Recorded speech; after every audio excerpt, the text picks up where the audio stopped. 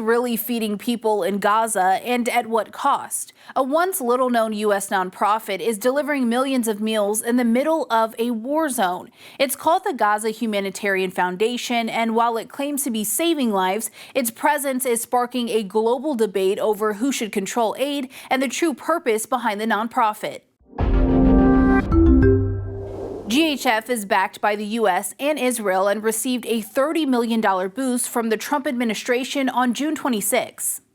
From day one, we said we are open to creative solutions that securely provide aid to those in Gaza and protects Israel. This support is simply the latest iteration of President Trump's and Secretary Rubio's pursuit of peace in the region. The group says it's distributed 46 million meals since May, but it's operating in a highly militarized aid system that's drawing global criticism. Where there were once 400 distribution points across Gaza, now there are just 4. UN officials say at least 500 people have been killed and nearly 4,000 injured while trying to get food under the current aid model. The nonprofit operates 3 sites in Rafah, all in evacuation zones. A 4th is near Gaza City, where hundreds of thousands of displaced families are sheltering. The group describes itself as a direct response charity. It registered in Delaware just weeks after Donald Trump began his second term. The BBC reports its address is tied to a basic incorporation service, not a physical headquarters.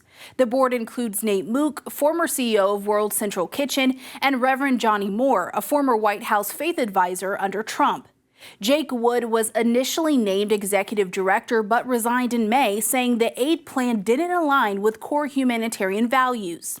Former U.S. aid response leader John Akery took over as interim director. He's now running operations alongside Chief Operating Officer David Burke.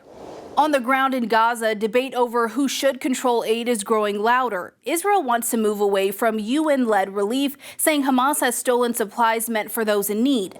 More than 170 humanitarian groups, including Oxfam and the UN, have condemned the current system, calling for a return to UN-led aid.